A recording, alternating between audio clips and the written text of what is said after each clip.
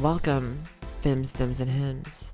It's your girl, King Kyoma, aka the Hope of the Future, aka the high-tech damage dealer, aka Sienna.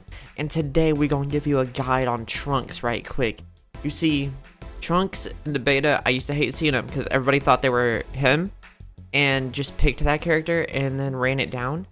But since he's like actually decently hard to obtain in the actual game, I haven't seen that many of the people like playing him to troll. But a lot of people that play him still don't play him to his fullest, probably because he is one of the techier damage dealers, you know, lowest health pool for a damage dealer in the game besides like Kale. But I consider him top 3 damage dealers, up there with Android 18 and Piccolo, and today we're going to show you why. So we got section 1, character breakdown. We got section 2, I'm gonna give you all the card builds. We got section 3, I'm gonna give you all the situational tips and the tech to get nice with this nigga. And section 4, we're gonna put it into practice and see how it gets down. So this is section 1. We're getting straight into it with this one. So he's got a transformation at level 7, and his base HP and his attack goes up. His attack for everything. That only matters because his damage output is crazy. He's a big burster. That's his whole deal, but we'll get into that. His passive is pretty simple. If he kills an enemy or gets an assist, then he will have the ability to activate a skill while it's on cooldown 1 time. That's important, we'll get to that later. His skill 1 does more damage to enemies the lower their HP is. Kinda like an execute, I guess, kinda. Because once people are below a certain HP threshold is when that damage starts taking place. It's a big old laser, and it's potentially an execute. You got skill 2. It covers a little bit of distance. You warp to an enemy and slam your sword to the ground and deal big damage. If you use your super immediately after this, then its cooldown is reduced. Your skill 3, you do burning attack, shoot it at an area, and then it does like an AoE like smoke. And while enemies are in that smoke, they are like, their field of view is obscured. So it's good for using and then jumping somebody. And then finally, his super, his big ol' ult, you press it and it does 2 attacks. It does the first one, which is a sword slash. One that hits enemies, gives movement speed down, it slows by like a decent amount. And then you can change the direction for the second hit. You can change whatever direction you want it to go in. And then it does this big ol' energy blast. And then after attacking with it, you get movement speed up so you can run them down. And yeah, that's about all that matters for Trunks. I know I said he's one of the techier damage dealers, but that's because of his play style. It's not necessarily because his abilities themselves are complex. They're really not. He has a pretty simple kit. He's also a hybrid damage dealer, which we love. So anyways, let's get into section 2. Alright, card builds on Trunks, pretty simple. But what I usually do, I do the pure damage. Okay, you're kind of trolling if you don't because he has one of the highest capacities for damage in the game. Super Snowball, Giant Slayer, and Pursuer. The reason I say this is because you don't get much use out of his rush attacks. So Wicked Warrior's rush upgrade doesn't really benefit you because you're not going to be rush attacking that often. You're a skill dumper. So you really just want to end with Pursuer. The reason I say Giant Slayer over Prepare to Die is because Giant Slayer does more damage while a enemy hero has 80% or more HP. And since you already do more damage to enemies the lower their health is, you just want to burst that initial HP down. And the reason I say Super Snowball is because why go for Lightning Swift when 2 of your moves are considered strike attacks, including your quote-unquote execute, and you could just Super Snowball and stack more damage. Normally, I'd say you could swap Pursuer out for Backstab if you wanted shorter cooldowns, but because of your passive and the fact that you should be just killing people anyways, just get Pursuer. Just max out on damage. Snowball, Giant Slayer, Pursuer. That's really it. That's the only build you need with this character. You'd do anything else, it's like, I understand why you would. You want to be like HP regen because you want more health because you're scared early on, or you want to be faster to try to run people down so you get strategic escape, whatever. The reason I say those are kind of troll is because his capacity for burst damage is the highest in the game, and you might as well just capitalize on it. Everything else is tertiary to that. So that's A. Super Snowball, Giant Slayer, Pursuer again. Don't worry about anything else. Section 3. Here's the situationals for real. So, Cloud Cover and Spirited Away. Your stealth options. Your stealth add more bushes to the map, make it harder to detect them. It's pretty nice. You can skill 3 out of them well, skill 2 out of them well, but it's not where he thrives because again, he's a skill dumper. So, you know, it's not necessarily ideal, but it is great. Super Start with him, I usually do skill 1 because having a maxed out skill 1 early game, if you have a competent laner that you're playing with, then that early game boost, yeah, that early game damage boost, man, it's something else. They run in before you because you have lower health. They hit the enemy, you skill 2 in, and then you hit them with the Super Start skill 1, and it's gonna kill like 70% of lane duos. It's disgusting. Same for super damage boost skill 1. He loves it because again, the extra HP damage from his skill 1 is ridiculous. And everything else here doesn't really matter, obviously, besides finish him EXL Junior. That's the best one in the game. We love farm. But here's the deal with Trunks. Okay, here's what y'all really need to know. First off, his best combo, skill 3, you hit somebody with the burning attack, they're blinded for a second. Skill 2, slam onto him.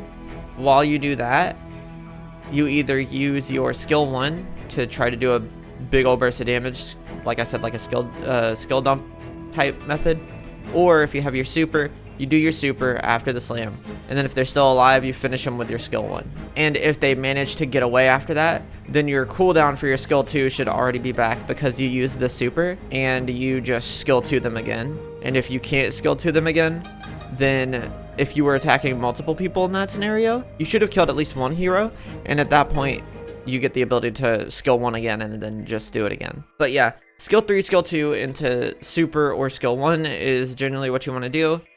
You want to start with skill 3 always because it obscures their vision, so it's hard for them to fight back with you, and that's great early game because Trunks' health is one of the lowest for any damage dealer in the game, like I said earlier. And Trunks is a lot about getting in, doing his big old burst, nuking, and then getting out. And that's what makes him so techy. His game plan is very simple, but actually pulling it off is pretty hard because of the nature of how low his health is. So that's kind of why this guide needs to exist. A lot of these guides are like, not all, but a lot of them are like, okay, new game is out, let's teach people how to play the characters from the bare basics. But Trunks is one of these characters I think does need a guide. Kind of like a, you know, one of the technical characters like a Krillin, you know, that needs to exist. A Goku Mini, that needs to exist.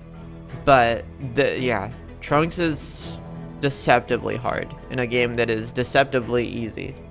So now all that's left to do is to show you what happens in a real game with Trunks and how to put what we were talking about into practice. Alright, so this is nothing crazy for Trunks as far as these go, the Divine Draw, but we do gotta talk about our helpers. So as far as helpers go, we're doing a double damage lane and they're doing a tank support lane. Okay, this is probably gonna be an outlier game, but whatever. With Trunks, we do World King or Botamo. Nail isn't worth it because you're not using Trunks' rush attacks for the majority of your damage. So it's really not worth it. But yeah, we'll see how this goes. Double damage, tank support is how I think the game should be played, but it's not going to be played how I want it to be played. So realistically, I wish it was just tank damage, support damage, but whatever. At least we're going to have an aggressive lane, which is what Trunks benefits from. So that'll be nice. And as we always state around here, just remember, you're not always going to be MVP, you're not always going to be the best in the game, you're not always going to win, and that's okay as long as you're making steps towards doing those things and getting better at the character that you want to play. And she's going to be low on health, and we don't get a finisher. Sad. Push me towards this, so I'm going to steal it and try to get farm. We want to snowball as fast as possible, so while the Doria is Dabura is distracting them, I'm just gonna steal that. Let's go. Alright, we're chilling. Once we hit level 5, we become a champ, so that's just what we care about. Leveling up as fast as possible. Alright, we're pressuring them a lot, so we're actually just getting to play the game that Trunks wants to play for free.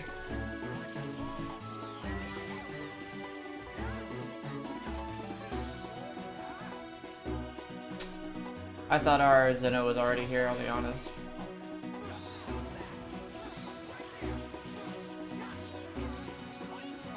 I'm just gonna take this. And I'm gonna back out to heal. And once we hit level 7, we will be Trunks. So we're close to snowballing. And now we're chilling. Oh fuck.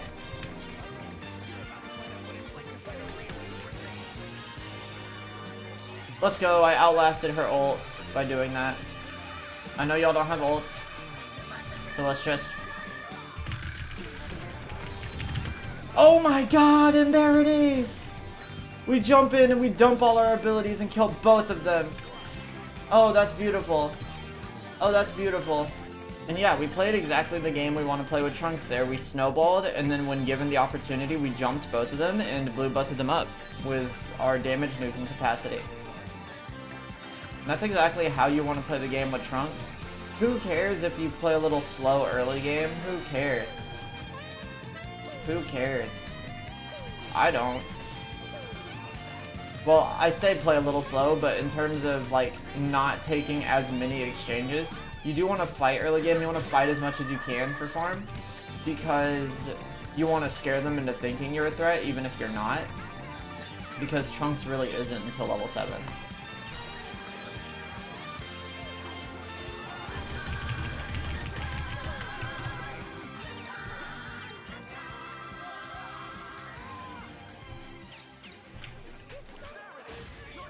And we've got our build fully complete.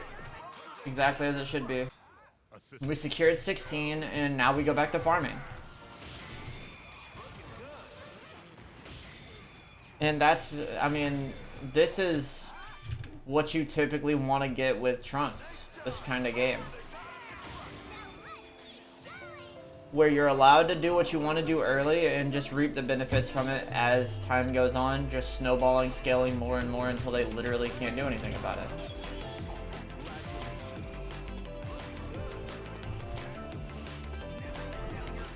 Oh, let's get you. You're done. You're done. Push that in.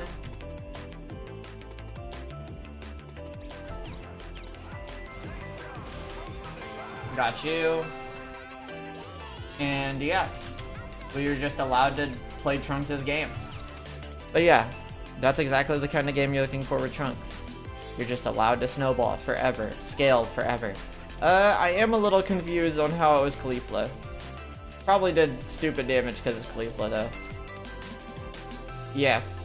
Yeah. Okay. That's fine. But yeah. Trunks, simple game plan, complex execution. When allowed to execute, it's one of the most dominant forces in the game, as you see on level 14, while the highest level on their team is 10. And I mean, look at the names. That's real people, unfortunately. So get out there and get your fucking dubs up.